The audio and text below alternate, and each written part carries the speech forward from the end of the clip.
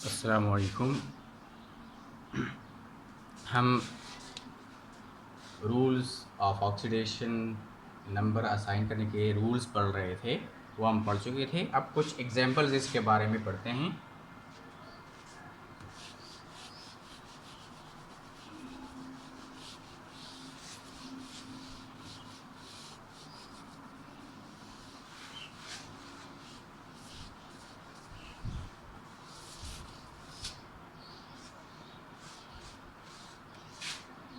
Examples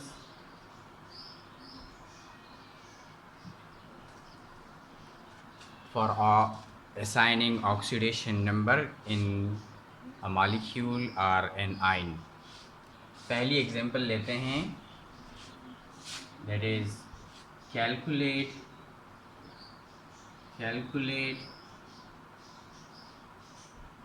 the oxidation number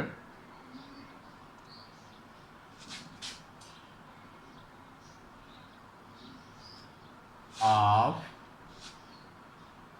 chromium in potassium dichromate, यानी potassium dichromate है K2Cr2O7, और इसमें आप क्रोमियम का ऑक्सीडेशन नंबर डिटर्मिन करें, कैलकुलेट करें, मालूम करें। तो सिंपल रूल जो हम पढ़ चुके हैं, ये तमाम रूल्स अगर हम अप्लाई करेंगे तो हमें क्रोमियम का ऑक्सीडेशन नंबर सिंपली मालूम हो जाएगा। कैसे? यह K2Cr2O7 ओवरऑल मॉलिक्यूल है, और ओवरऑल मॉलिक्यूल पर कोई चार्ज नहीं है, तो ओवरऑल मॉलिक्यूल न्यूट्रल है। सबसे पहली बात आपने चार्ज को देखना है, चार्ज नहीं है, न्यूट्रल है, तो इन सब का सम 0 के बराबर आएगा। पोटाशियम से शुरू करते हैं। पोटाशियम ग्रुप 1 एलिमेंट है, और ग्रुप 1 एलिमेंट्स पर +1 चार्ज होता है, तो एक पोटाशियम पर 1+, तो 2 पोटाशियम पर 2+। इसी तरह एक ऑक्सीजन पर 2-, तो 7 ऑक्सीजन पर 14-। अब हमने क्या करना है, ओवरऑल जब इन तीनों के ऑक्सीडेशन नंबर को सम करेंगे तो 0 आएगा। सो 14- and 2+, 14- and 2+ क्या आता है? 12-। अब इस 12- को न्यूट्रलाइज करने के लिए, ज़ीरो करने के लिए हम क्या लगाएंगे? 12+, तो ये 0 हो जाएगा। तो इससे साबित हुआ कि ये 12+ ऑक्सीडेशन नंबर क्या हो आ गया, कि 12+ ऑक्सीडेशन नंबर आ गया क्रोमियम का। लेकिन ये 12+ एक क्रोमियम का नहीं है, ये 12+ 2 क्रोमियम के हैं। तो अगर 12+ 2 क्रोमियम पे है, तो एक क्रोमियम पर क्या आ गया?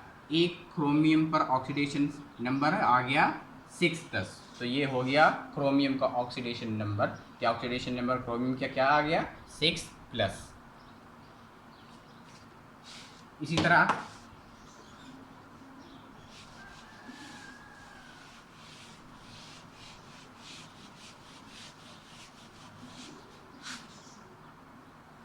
एक और example, calculate the oxidation number of manganese in potassium permanganate. Potassium permanganate में मैंगनीज का ऑक्सीडेशन नंबर मालूम करें। तो पहले वही तरीका, वही सारे रूल्स। पोटाशियम परमैंगनेट है, पोटाशियम से शुरू करते हैं। एक पोटाशियम पर 1+ ऑक्सीजन, एक ऑक्सीजन पर 2-, तो 4 ऑक्सीजन पर 8-, तो 8- ऑक्सीजन के 1+ पोटाशियम का क्या आता है? 7-। ओवरऑल मॉलिक्यूल न्यूट्रल है, तो 7- के साथ क्या लगाए कि ये 0 बन जाए? क्या होगा? 7+, 0 हो जाएगा। तो इससे साबित हुआ कि मैंगनीज का ऑक्सीडेशन नंबर क्या आया? 7+। एक ही मैंगनीज है, तो एक ही मैंगनीज का ऑक्सीडेशन नंबर क्या आया? 7, तो यहाँ पर मैंगनीज का ऑक्सीडेशन नंबर है 7+। इसी तरह एक और example,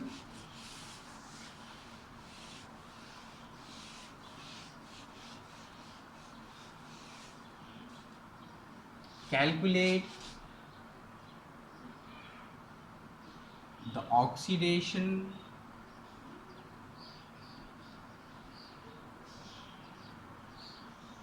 number of sulfur atom in sulfate ion SO4 2-।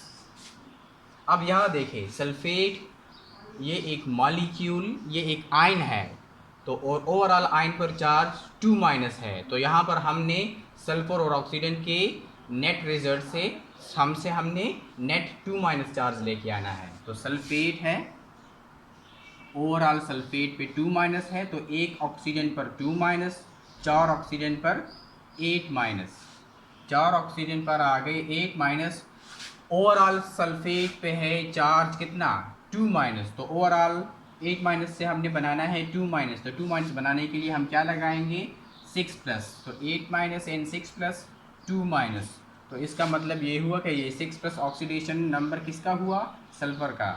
तो सल्फर का ऑक्सीडेशन नंबर आ गया 6+, ऑक्सीजन का 8-, दोनों को सम करें तो नेट रिजल्ट 2- आ गया। यही 2- चार्ज पूरे आयन का है। इसी तरह एक और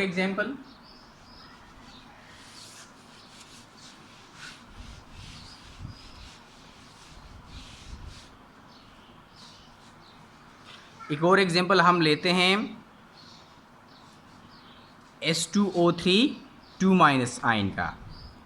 ये that is calculate the oxidation number of sulphur in S2O3 2-।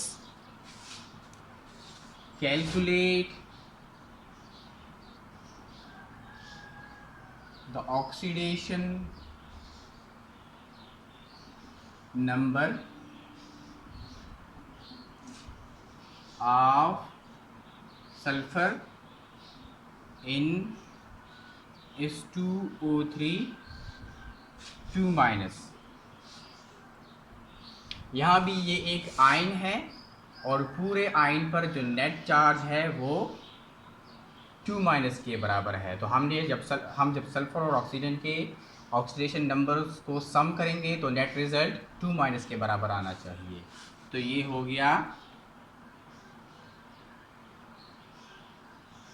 S2O3 2-, that is sulphide ion, thiosulphide ion, that is thiosulphide ion. तो एक ऑक्सीजन पे 2- है, तो 3 ऑक्सीजन पे कितने आएंगे 6-। 3 ऑक्सीजन पे आ गए 6-। हमने ओवरऑल नेट रिजल्ट 2- लेके आना है। तो